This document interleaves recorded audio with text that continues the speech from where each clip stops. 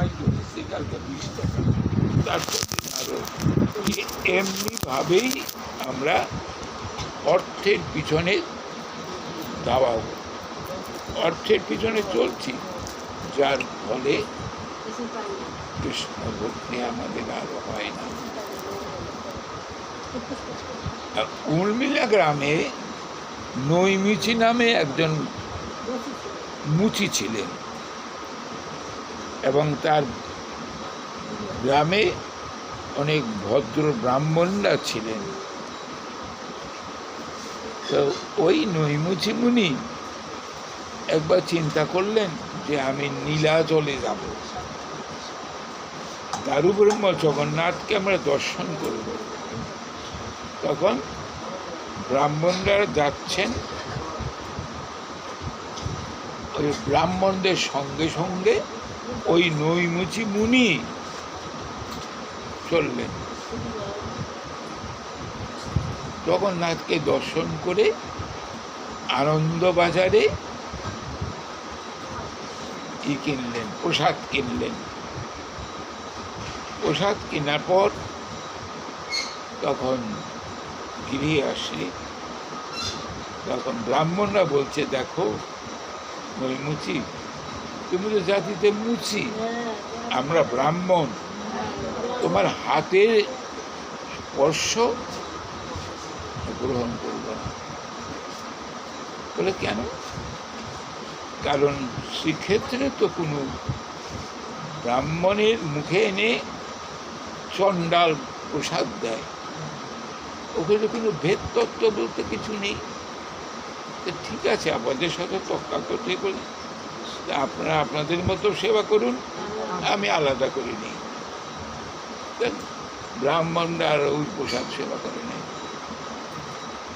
ভগবান জানতে পারলেন, জানতে পেরে ওই যে আলাদা যে সমস্ত প্রসাদটা ছিল, সেই আটিকাতে বড় বড় একটা পোকা হয়ে গেল,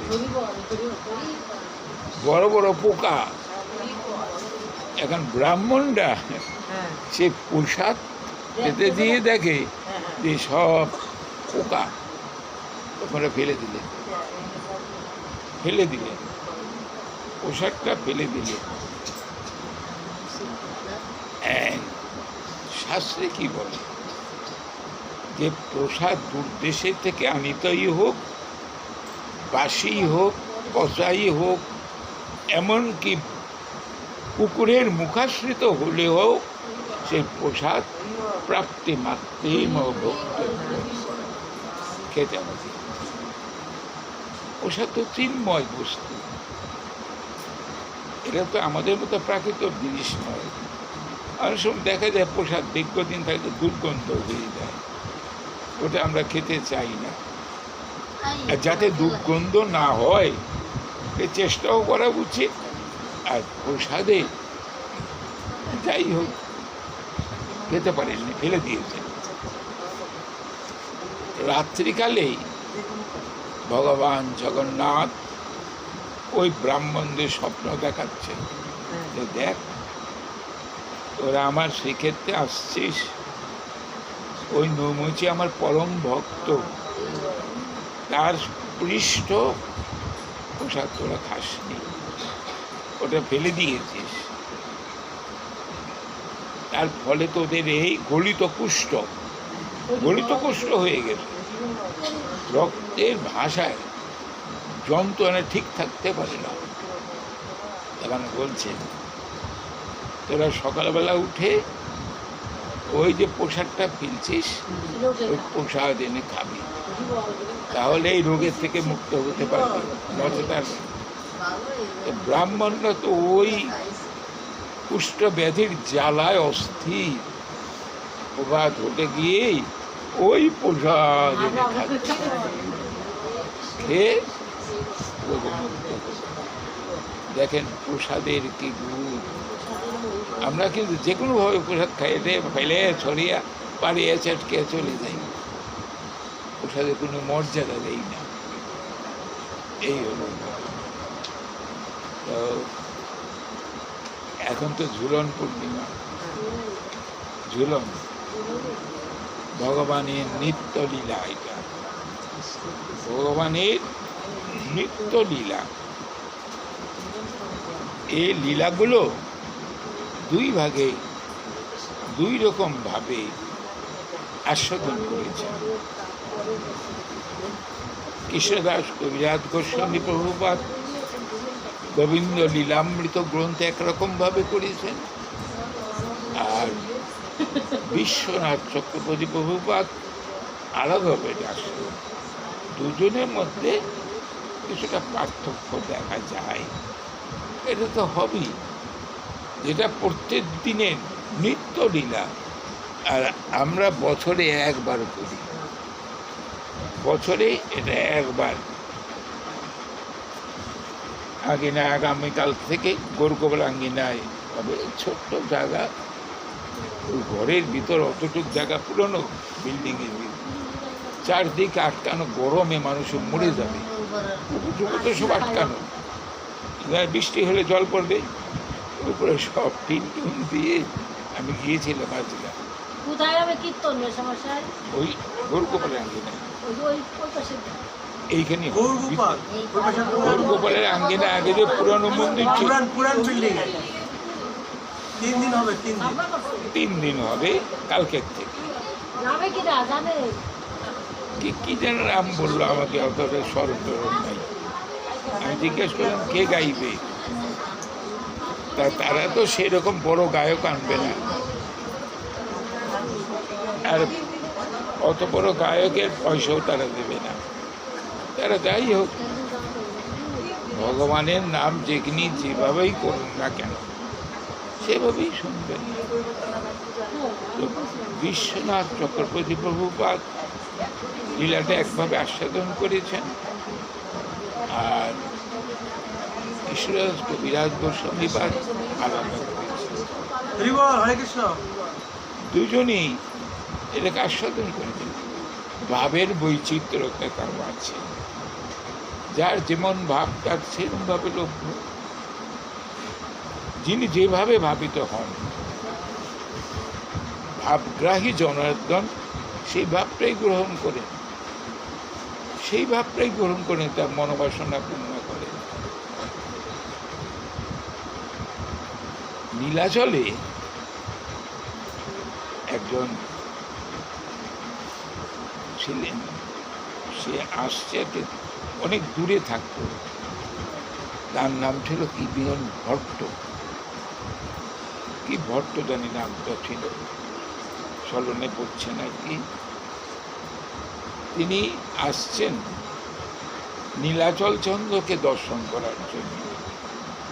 ভাবছেন পরম ভক্ত, পরম ভক্ত, যে সংসার তো অসার, স্ত্রী পুত্র পরিবার পরিতে অনিত্য, আর বৃদ্ধ হয়ে গেলে পিতা মাতাকে একটা ভার স্বরূপ মনে করে।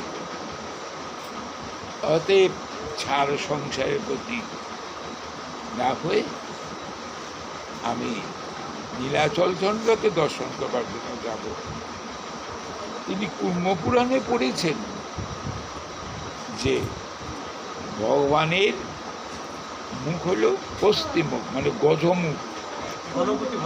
হ্যাঁ, গণপতি, যাই হোক,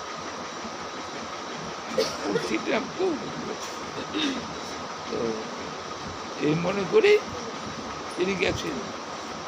কিন্তু যে দেখেন কখন গেছেন, স্নান যাত্রার দিন।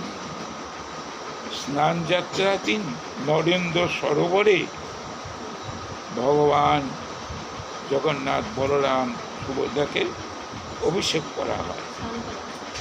সেখানে ভগবানের মুখ তো সেইভাবে দেখছেন না। এখন কি করবেন, তার আর ভালো লাগলো না, সে এখন ওখান থেকে ফিরে চলছে। ভগবান তার চরণাশ্রিত ভক্তের জন্য চিন্তা করবে, আমার ভক্ত ফিরে যাবে। তখন তিনি রাধার এক প্রধান কর্মচারীকে তিনি বললেন যে দেখো, এই গণপতি ভট্ট আমার পরম ভক্ত, সে চলে যাচ্ছে, তুমি তাকে নিয়ে এসো। তখন ওই ভক্ত গিয়ে তাকে অনেক কথা বুঝালেন, বুঝে আবার নীলাচলে নিয়ে আসলেন। নিয়ে চলে এসে 18 নালা পার হয়। 18 নালা হলো যে ওই ইন্দ্রদুম্ন রাজার 18টা ছেলে, সেই ছেলে 18টা নদী হয়ে থাকে। এই নালা পার হয়েই নীলাচলে যেতে হয়। মানে সব লোকের যারা দর্শনে আসেন, যখন এই নালাটা পার হন, তাদের সমস্ত পাপ বিমোচনিত হয়ে তারা শুদ্ধ হয়ে যায়, সমস্ত আপনাকে। তখন আসছেন, এসে দেখছেন যে হস্তিমুখ, দারু ব্রহ্মের হস্তিমুখ দেখে কোনো কেউ খুশি হলেন। খুশি হলে এখন এই প্রতি বছরই এই গণপতি ভট্টের পরম ভক্তের মর্যাদা রক্ষার্থে নীলাচলে একটা প্রথা আছে, স্নান যাত্রার দিন জগন্নাথের হস্তিমুখ করে দেয়। দেখেন ভগবান ভক্তের জন্য কি চিন্তা ভাবনা করেন। আমরা কি করব? আমরা কখনো করব না, যে আমি ওই করতে যাব। ভগবান ভক্তের জন্য সব কিছু চিন্তা করেন।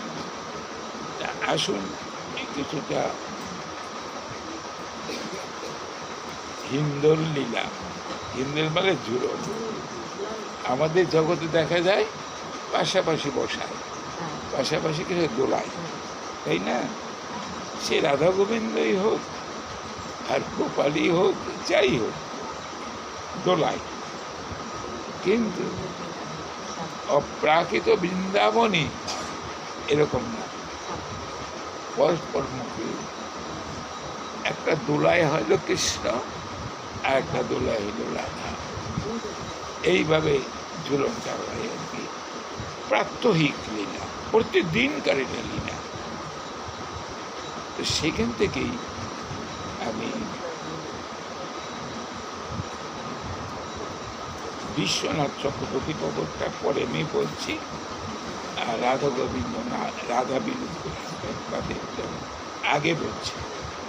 কৃষ্ণদাস কবিরাজ গোস্বামীরটা রাধা গোবিন্দ লীলার কথা থেকে আমি একটু বলছি।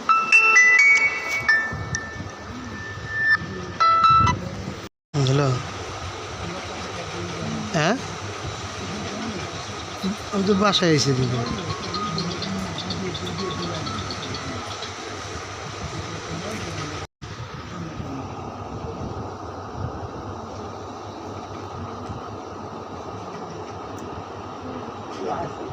দেখে থেকে আসলাম, বেশিক্ষণ পড়াশোনা করতে পারি, সেটা অসুবিধা ছিল। আবার বিশ্রাম, আবার চোখ কিছুখানি হলে পরে আবার পড়ি। চোখের দৃষ্টিশক্তি কমে গেছে, পট পড়ে গেছে, তো অপারেশন করার দরকার, জানি, কিন্তু করছি না।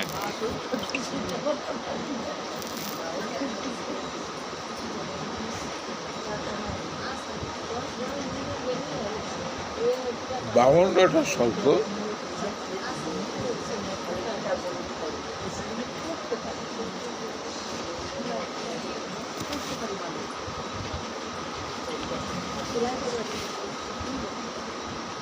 কৃষ্ণদাস কবিরাজ গোস্বামী বা শ্রী গোবিন্দ লীলামৃত গ্রন্থে ওই ঝুলন লীলার আগে একটা লীলা আস্বাদন করাই গেছে, সেটা হলো হোলি লীলা। হোলি লীলা, হোলি তো চৈত্র মাসে হয়, আমাদের দেশে হোলি লীলাটা চৈত্র মাসে, কিন্তু বিশ্বনাথ চক্রবর্তী প্রভুপাদ একভাবে করছেন, উনি আরেকভাবে করছেন। কিভাবে করলেন? কিশোর কবিরাজ গোস্বামীপাদ ভগবান শ্রীকৃষ্ণ আর একাধারে শ্রীমতী রাধা, তার সখী, দুজনের হোলি যুদ্ধ হচ্ছে, রঙের যুদ্ধ, রং পিচকারি আর কি, কে জিতবে।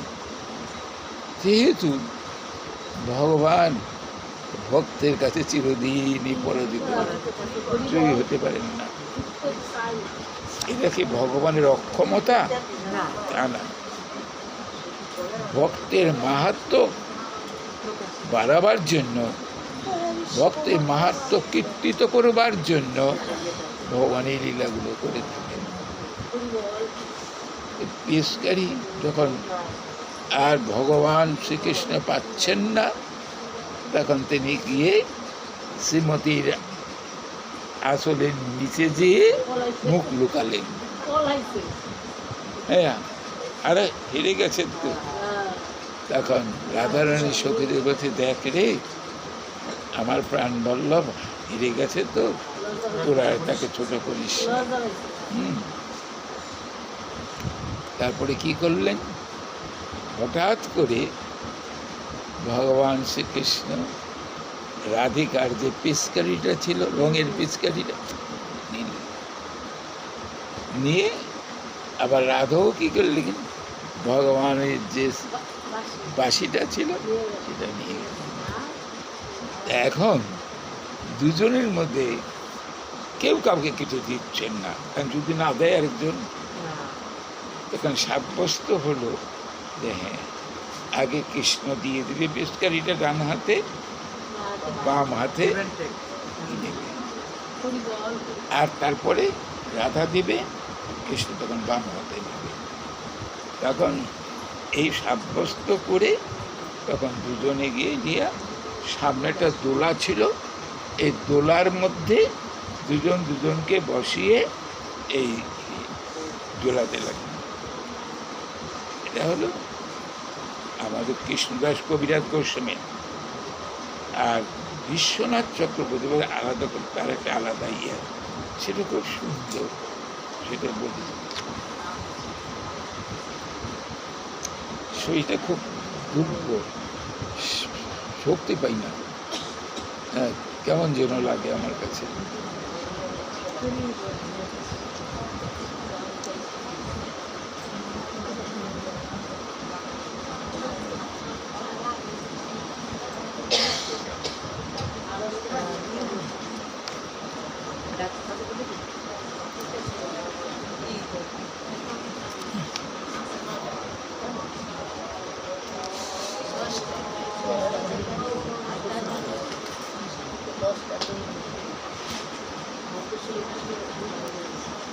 শ্রীমদ্ ভাগবতে একটা শ্লোক আপনাদের কাছে বলি। শ্লোকটা খুব উপাদেয় শ্লোক, রাসের শেষ শ্লোক, দু তিনটা বোধহয় শেষ। এটা হলো 40তম শ্লোক। বিক্রীড়িতং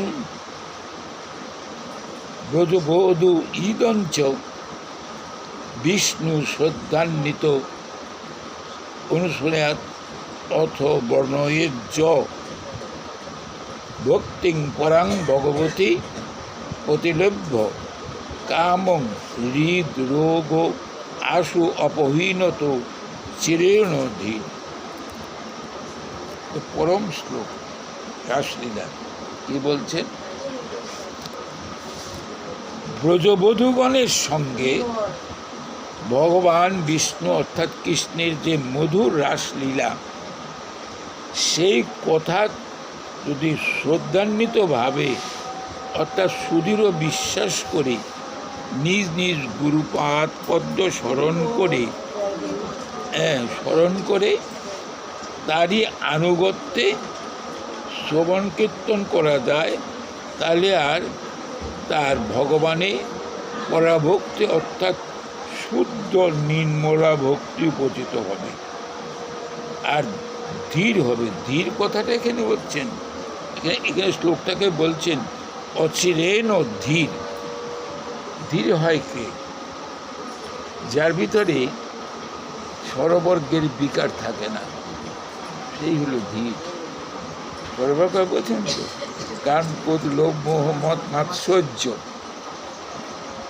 এগুলার প্রতিক্রিয়া যদি কারোর ভিতরে না থাকে, সে হয় ধীর।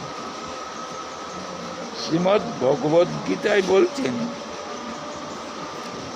দুঃখেষু অনুদ্বিগ্ন মনা, সুখেষু বিগত স্পৃহ, বিতরাগ ভয়ক্রোধ স্থিতদি, এই যে বলে স্থিতদি মনির উচ্চতে, তারাই হলো ধীর। দুঃখে কোনো উদ্বিগ্ন হন না, কি হলো একেবারে অস্থির হন। সুখে সুখ আসলেও সুখের প্রতি তারা অনুরক্ত হন না, সুখ দরকার নেই আমার। বিতরাগ ভয়ক্রোধ, মানে জড়জাগতিক কোনো বিষয়ের প্রতি তার কোনো অনুরাগ নেই, আর ভয় ক্রোধ এরকম তাকে বলা হয় স্থিতদি। স্থিতদি ব্যক্তি কীরকমই হবে, এটা ভগবান শ্রীকৃষ্ণের কাছে অর্জুন জিজ্ঞাসা করেছেন, সে তো কাকে বলে? স্থির হয় কে? কাদের আমরা স্থির বলি? যারা নাকি এই ষড়রিপুর তাড়নার থেকে পুরোপুরি নিষ্পৃহ হয়ে ভগবানের শ্রীপাঠ পদ্ম সেবা করে যাচ্ছে। এখানে হয়েছে কি,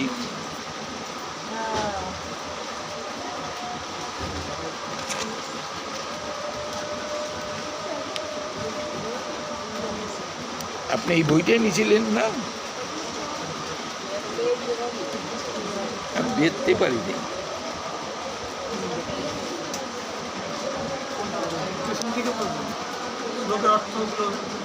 ওটাটা এই বলতেছি।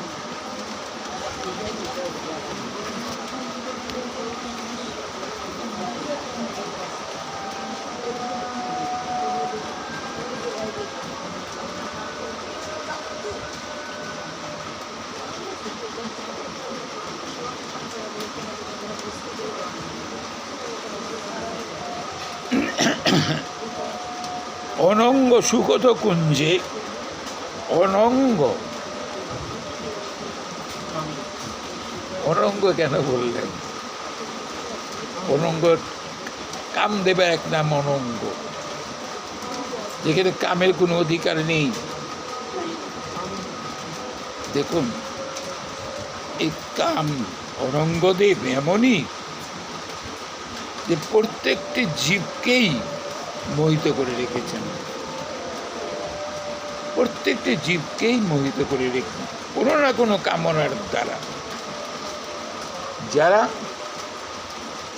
গোবিন্দের চরণ আশ্রয় করে বসে আছেন, তাদের কিন্তু এই অনঙ্গদেব অর্থাৎ কামদেব অভিভূত করতে পারে না। যারা গোবিন্দের চরণ আশ্রয় করছে, কারণ তিনি তো একমাত্র কামদেবকে জয় করতে পেরেছিলেন। কামদেব আসছিলেন রাসলীলায়, দেখতে পাই যে কৃষ্ণকে জয় করতে। দেখি কৃষ্ণ তো সমস্ত যুবতী, ওই সমস্ত যুবতী গোপিকাদের নিয়ে বিলাস করছেন, দেখে এখানে কি এটা স্বাভাবিক। তা তো আর করতে পারেননি। পঞ্চস্বর তিনি দিয়েছিলেন, স্বরগুলোই কামদেব প্রয়োগ করেছেন, কিন্তু সেই স্বরগুলো মালা হয়ে গোবিন্দের শ্রীপাদ পদ্ধতি আমরা দেখতে পাই। এই গোবিন্দের লীলা, যারা গোবিন্দের চরণ আশ্রয় করতে পারেন, গোবিন্দ জাতির করুণা পেয়েছেন, গোবিন্দ যাদের কৃপা করেছেন, তাদের কাম কিছুই করতে পারে, কিছুই করতে পারে। এই যে সরগোস্বামী প্রভুপাদরা সব ত্যাগ করে চলে গেছে, সেই বৃন্দাবনের বনভূমি ওখানে জঙ্গলে ভরা ছিল, সেইখানে বসে তারা গৌরচরণ অনুধ্যান করে ভগবানের লীলা শ্রবণ করছে। গ্রন্থাদি লিখছে, সব ত্যাগ করেছে। আসলে কি সংসারে থেকে, এই মায়ামোহের মধ্যে থেকে কৃষ্ণ সেবা করা খুব দুষ্কর, আবার সুখকর। যারা পারেন এই ভোগের ভিতরে থেকে, লালসার ভিতরে থেকে, লালসা ত্যাগ করে যারা গোবিন্দকে ভজন সাধন করতে পারেন, তারা সব কিছু করতে পারে, সব। এখন এই অনঙ্গকুঞ্জে ভগবান শ্রীকৃষ্ণকে আর রাধাকে নিয়ে যাবেন সখীরা, সখীরা নিয়ে যাবেন। ওটা হলো বর্ষা হর্ষণ বন বলে। অনেক কাহিনী, এতগুলো তো পড়া যাবে না, একটুখানি বলি আর কি। হ্যাঁ,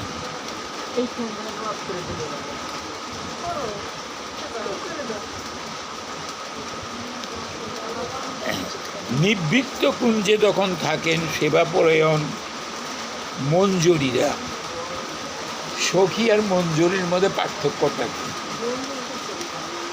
সখী, সখী বিনা এই লীলা পুষ্টি নাহি হয়, সখী লীলা আশ্বা দিয়া সখী বিস্তার হয়, চৈতন্য চরিতামৃতে বলে।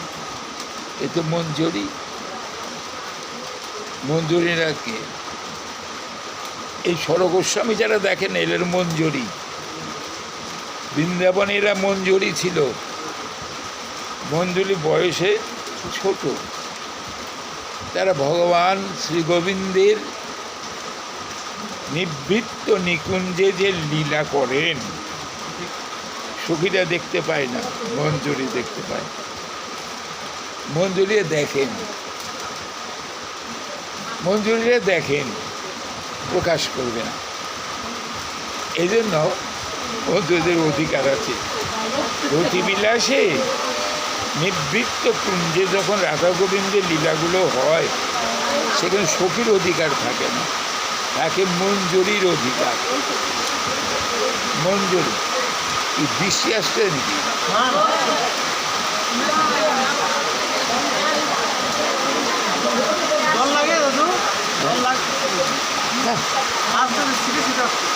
আছে, থাক থাক, কিচ্ছু আর নেই।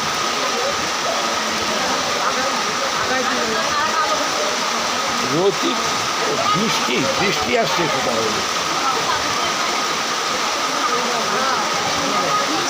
বৃষ্টি।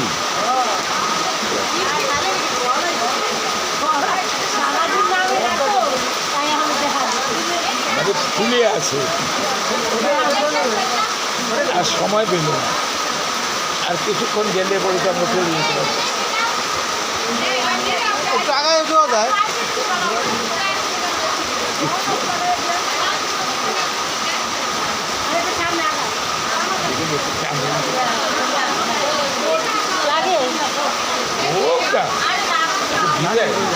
এটাই না দেন সামনে থেকে,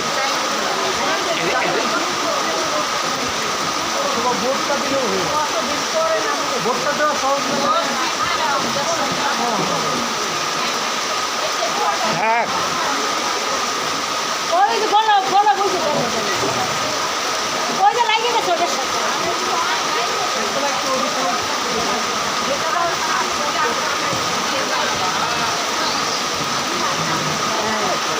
থাক থাক।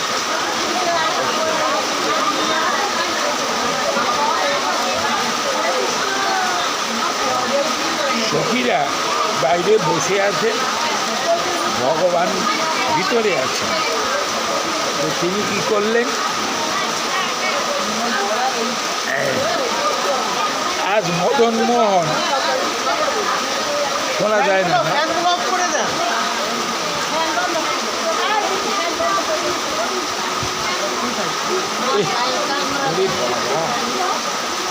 বৃষ্টি হচ্ছে কতকাল যে বৃষ্টি হয় না, আসলে এই লীলার কারণে দেখেন কৃষ্ণ ভজনে কত বিরোধিতা। ইন্দ্রদেবও ছাড়ে না। ইন্দ্রদেব বৃষ্টি হচ্ছে, কিন্তু ভক্ত তো ভিজে পুরো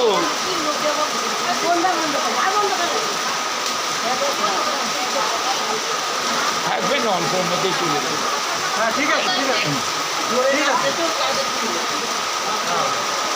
থাকছে, আমরা এই পর্যন্ত থেকে গেল। আমরা প্রভুর নাম করি, প্রভুর নাম করি, এটা বলতে চাচ্ছিলাম যেহেতু বিলাসে।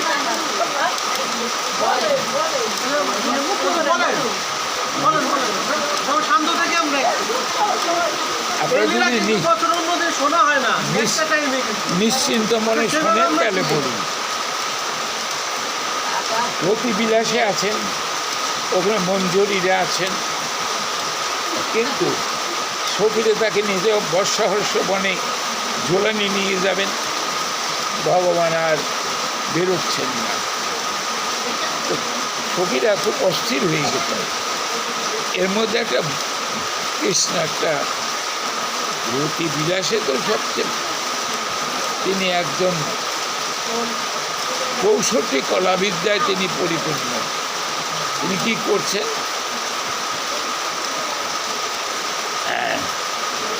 নিগমত কৃষ্ণ অগুরু মিশ্রম করে, নিগমত কৃষ্ণ মানে কালো, অগুরু মিশ্রণ করে রাধারানী সর্ব অঙ্গে লেপন করছেন। অর্থাৎ ভগবান শ্রীকৃষ্ণের উদ্দেশ্যে যে রাধারানীকে কৃষ্ণ সাজাবে, কৃষ্ণ সাজাবে। এখন সখীরা এসে দেখবে যে কোনজন আসল কৃষ্ণ। এই হলো ঘটনা।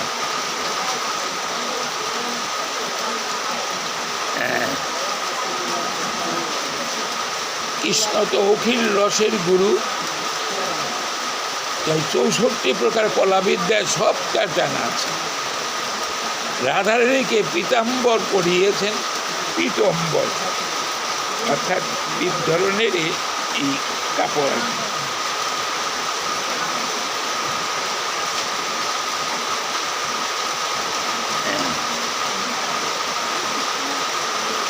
আর মাথায় দিয়েছেন মোহন চূড়া, আর ময়ূর পাখা কণ্ঠে দিয়েছেন বনমালা। রাধারানীর হাতে দিয়েছেন একটি জপমালা। আসনে বসে রাধারানী মালা জপ করছেন। কুঞ্জে আজ যেন দুই কৃষ্ণ, কৃষ্ণ বললাম না ৬৪ কলাবিদ্যা পারদর্শী, রাধারানীকে কৃষ্ণ সাজিয়ে ফেলছে। সখীরা যাতে বুঝতে না পারে কে আসল কৃষ্ণ, এই নিয়ে যাওয়ার আগে আর কি।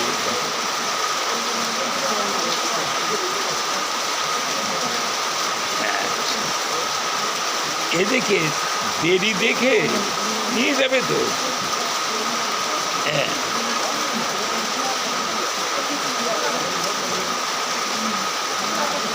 কুঞ্জের বাইরে ভিতরে ঢুকলেন। কুঞ্জে দেখেন ওমা একই কাজ, আজ দেখি কুঞ্জে দুই কৃষ্ণ। রাধারানী কোথায়? দুইজন কৃষ্ণ। রাধারানী তো আসনে বসে মালা জপ করছেন। তখন সখীরা ভাবছেন আমাদের রাধারানী তো জপ করবেন কেন? জপ করবে কৃষ্ণ, রাধারানী তো জপ করবে না।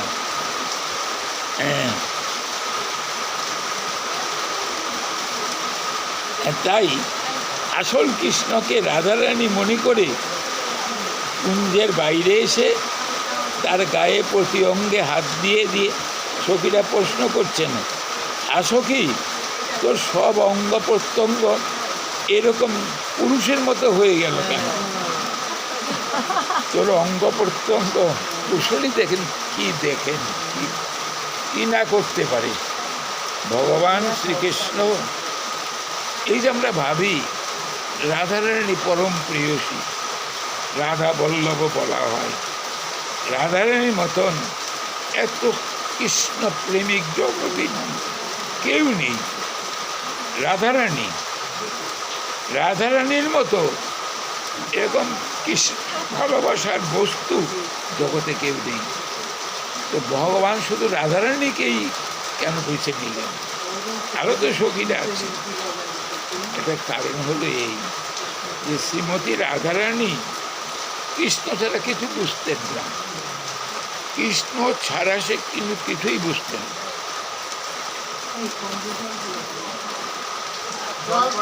হ্যাঁ, জল পড়তেছে।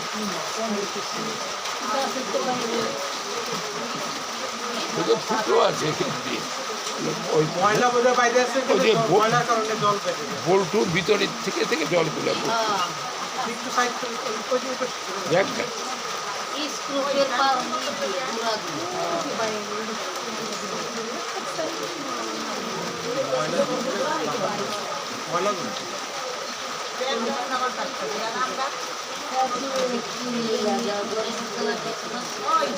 সখীরা প্রশ্ন করছেন, আরে সখী, তোর সব অঙ্গ প্রত্যঙ্গ এরকম পুরুষের মতো হলো কি করে? তোর কেশ আলুলায়িত, অঙ্গ শিথিল, নবীবন্ধ মুক্ত, অধর রাগ বিলুপ্ত হয়েছে। দেখ, আমাদের মনে হচ্ছে তোর মাধবের স্পর্শ হয়েছে। আসল কৃষ্ণকে কিন্তু বলতেছে এই কথাটা। পরম পুরুষ মাধবের স্পর্শেই তো একমাত্র বন্ধন মুক্তি হয়। রাগ আসে তো শিথিল হতে পারি। কৃষ্ণ স্পর্শে তোর সারাদেহ কম্পিত হচ্ছে। কৃষ্ণ ভক্তি অঙ্গ যাজনে যদি কেউ কম্পিত হয়, তাহলে কৃষ্ণ স্পর্শে যে কম্পন হবে তার বেশি কথা কি? কৃষ্ণ মাধুর্য তরঙ্গ আজ রাধারানীর স্বর্ণকমলিকে স্পর্শ করছে, তাই এই কম্পন কাঁপছে। সবই তো বুঝলাম, তবে তোর দেহ যে পুরুষের মতো হয়ে গেল, এটা কি করে হলো? এটা রাধারানী, তো দেহটা পুরুষটা হলো কেমন করে? তখন কৃষ্ণ রাধারানীর কণ্ঠস্বর অনুকরণ করলেন। কৃষ্ণ রাধারানীর কণ্ঠস্বর অনুকরণ করলেন। সখীদের কাছে বললেন, সখী, সেই ধূর্ত কি করে জানিস? সে যখন মন্তপুত জল নিয়ে আমার সারা অঙ্গে ছিটিয়ে দেয়, তখন আমার সব অঙ্গ পুরুষের মতো হয়ে গেল। আচ্ছা, তখন সখীরা জিজ্ঞাসা করছেন, তা না হয় হলো, কিন্তু তোর কণ্ঠস্বর তোর বদলায় নেই তো? তোর কণ্ঠস্বর তো বদলায় নেই।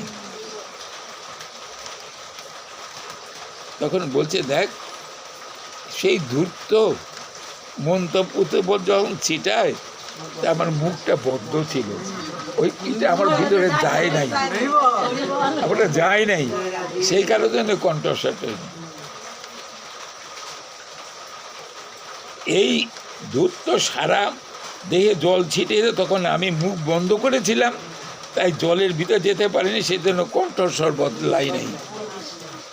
রাধারানী স্বরূপে কৃষ্ণ বলছেন, সেই ধূর্তের সব লাঞ্ছনার কথা তো আর সকলের সামনে প্রকাশ করা যায় না, তবে তোরা তো আমার অন্তরঙ্গ সখী, তাই তোদের যদি একজনকে নিবৃতে পেতাম তাহলে মনের কথা বলতে পারতাম। আচ্ছা, তখন ললিতা বিশ্বকাপড় থেকেই তো সে কথা শোনার জন্য অত্যন্ত কৌতূহল হলো। সকলেই বলেন, সখী, আমাকে আগে বল, আমাকে আগে বল। তখন শ্রীকৃষ্ণচন্দ্র প্রথমে ললিতাকে এক নিবৃত্ত স্থানে গিয়ে তার কাছে নিজের স্বরূপ প্রকাশ করলেন। ললিতাকে নিয়ে গেলেন, নিয়ে তার স্বরূপটা প্রকাশ করলেন। তা ললিতা তো দেখে লজ্জায় মরে যায়, কারো কাছে এটা প্রকাশও করতে পারছেন না। এরকম বিশ্বকা, চিত্রা, চম্পকলতা, এরকম অষ্টসখী আছে না, সবাইকে ভিতরে নিয়ে নিয়ে সব দেখাচ্ছেন। এরপর কৃষ্ণ কুঞ্জ হতে রাধারানী গোবিন্দকে নিয়ে সখীরা সকলে মিলে হিন্দোল লীলার আস্বাদনের জন্য অনঙ্গ সুখদ কুঞ্জ, ওটাকে বলে অনন্ত সুখন, বর্ষাহর্ষণ বন বটাকে, তখন শ্যামসুন্দর শিল্প চাতুর্য চমৎকার বৃন্দাবনের সেবার জন্য বৈকুণ্ঠের সেবা লক্ষ্মী ঠাকুরানী স্বয়ং নিযুক্ত আছেন। তাই বৈকুণ্ঠের ঐশ্বর্যের চেয়ে বৃন্দাবনের ঐশ্বর্য বেশি। তুলসী দাসজি বলছেন, ওজনে যেটি ভারী হয় সেটি নিচে নামে, আর যেটি হালকা হয় উপরে চলে যায়, উপরে চলে যায়। তাই বৈকুণ্ঠে হালকালা বলে উপরে, আর বৃন্দাবন ভারী বলে নিচে।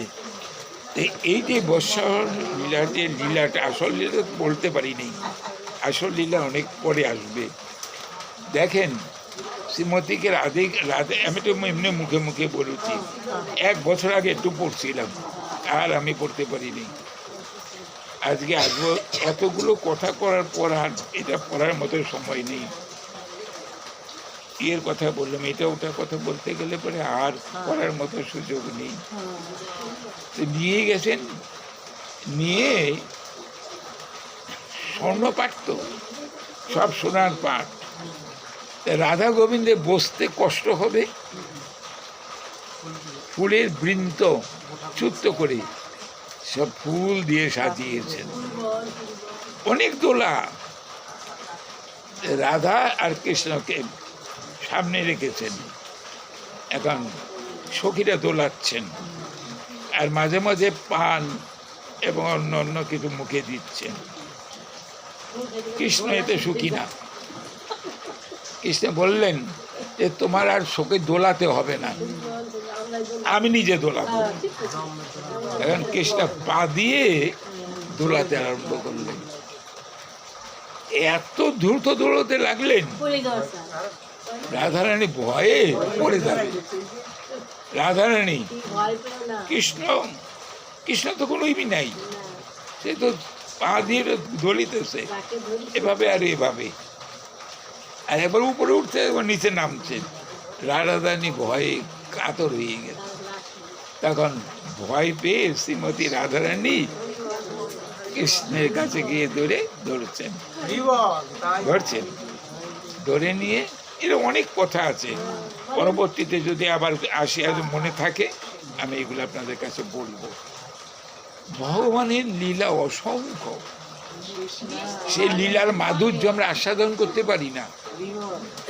কারণ তো ওই যে শ্লোকটা আমি আপনাদের কাছে বললাম, হ্যাঁ, যে অনুগ্রাহায় ভক্তানাং মানুষিং তরুমাশ্রিতম ভজতে তার দৃশ্যি ক্রিয়া যা সুত্তা তৎপরবতে। আপনি যা শুনছেন সেই শোনার মধ্যে করে, আপনি লীলা শুনছেন, লীলা পরায়ণ হবেন। তো সেই ভগবানের যে এই যে অপ্রাকৃত লীলা বিলাস, এরা যারা নাকি সুন্দরভাবে বুঝেন সেটাকে অনুধ্যান করেন, তারা লীলার মাধুর্য বুঝতে পারে। লীলা কাকে বলে? লীলা তো খেলা, লীলা কথাটা খেলা, খেলছেন ভগবান, খেলছেন। তো ভগবানেরও তো খেলার ইচ্ছা থাকে। আনন্দময় পরম পুরুষ, আনন্দের তো কোনো অভাব নেই, তিনি সমস্ত আনন্দের মহানিকেতন। তথাপি তিনি আনন্দের প্রয়াসী, আনন্দ চান। তাই তিনি জীবের দ্বারে দ্বারে আসেন, জীব তুমি আমাকে আনন্দ দান করো, আমি আনন্দময়। আমরা ভগবানকে কি আনন্দ দিতে পারি? ভগবানের কাছে চাই, এটা দাও, ওটা দাও, সেটা দাও, অমুক করো, তেমুক করো। কিন্তু ভগবানকে এই কথা বলবো না যে প্রভু তুমি তো আমাকে অনেক দিয়েছো, তোমাকে আমি কি দিতে পারছি? ভগবান কিন্তু কিছু চান না, ভগবান চান একটা জিনিস, সেটা হলো মন। মন, এই মনটাই ভগবান চান। মন এব মনো আধ্যাত্মস্য মই বুদ্ধি নিবেশ হয় নিবেশিষ্যসি মই এসো অতংশ। গীতা শ্লোক। মনটা তুমি আমাকে দাও, আমি কিছু চাই না তোমার কাছে। আর আমাদের মন কোথায় যায়? বিষয়ের মধ্যে গড়ে। বিষয়ের মধ্যে অর্থটাও আছে আর কি। আমার মন কিন্তু গোবিন্দের সিফাত পদ্মে নিরঙ্কুশ ভাবে দিতে পারি না, কখনো কখনো দেই, আবার কখনো কখনো সরে যায়। এর পিছনে একটা অন্যতম কারণ আছে। প্রশ্ন করেছিলেন, এই যে ব্রজ গোপিকারা সমস্ত ত্যাগ করে আর্য ধর্ম, পাতিত্ব ধর্ম, লোকধর্ম সমস্ত ত্যাগ করে গোবিন্দের শ্রীপাদ পদ্মে নিজেদের সমর্পিত করে, কি করে সম্ভব হলো? তার উত্তরে বলছেন রাধা বিনোদ গোস্বামী প্রভুপাদ যে গোপিকাদের মন ভগবান আগেই নিয়ে নিয়েছেন। গোপিকাদের মন নিজেদের আয়ত্তাধীন নয়, আগেই নিয়ে নিয়েছেন, সমর্পণ করেছেন, নিয়ে নিয়েছেন। আর আমরা যখন গোবিন্দের চরণে মন সমর্পণ করি, গোবিন্দ সেটা গ্রহণ করেন না। সেই জন্য আবার এই মন সংসারের মধ্যে চলে আসে। আর যদি গোবিন্দ কৃপা করে আমাদের মনটা গ্রহণ করতেন, তাহলে আমরা এই মন নিয়ে এই সংসার করতে পারতাম না। সংসার করতে দেখেন, আবার এখানতে আসছেন তো কিছু সময়ের জন্য, 3 ঘন্টা হয়ে গেল আমাদের, আবার তো সংসারে ফিরে যাবেন, আবার সংসারের মধ্যে ডুবে যাবেন। কৃষ্ণ কথা যখন মনে থাকবে, এই জন্য নিরন্তর গোবিন্দকে চিন্তা করতে হয়। গোবিন্দকে চিন্তা করুন, গোবিন্দকে ভাবুন। তিনি ছাড়া আমাদের কেউ নেই, তিনি ছাড়ার কেউ নেই। শরীরং সর্বভূতানাং শান্তিং মাং ঋচ্যতি ভক্তারং যজ্ঞ তপস্যাং সর্বলোক মহেশ্বরম শরীরং সর্বভূতানাং শান্তিং মাং ঋচ্যতি। আমি হলেন জীবের সবচেয়ে পরম সুহৃদ, কিছু চাই না, আমি জীবের কাছে কিছু চাই না। তোমার মনটা আমাকে দাও, তোমার মনটা আমাকে দাও। আমরা সেই মনটা কোথায় দিতে পারি বলো? পারি না। আবার সংসারে যাব, সব যা শুনে গেলাম সব ভুলে গেছি, কিচ্ছু আর মনে থাকবে না। সংসারের ভিতর ঢুকলে পরে। কিন্তু এই সংসার যদি গোবিন্দের সংসার মনে করতাম, তাহলে কিন্তু এটা হতো না। তোমার সংসার তুমি চালাও, চললে চলবে, না চললে না চলবে, আমার তো কিছু করণীয় নেই। এই যে কর্তৃত্ববিহীন অবস্থায় ভগবানকে যদি দেহ মন প্রাণ সমর্পণ করে দিতে পারতাম, তাহলে আমাদের সংসার আনন্দময়ই হতো, নিরানন্দ থাকতো। এই পর্যন্তই থাক। আজকে অনেক বলছি, অস্থির লাগতেছে আমার, এখানে শরীর খুব কষ্টই লাগতেছে। মাঝে মাঝে সুগার ফল করে, সুগারটা ফল করে 2-3 এসে অস্থির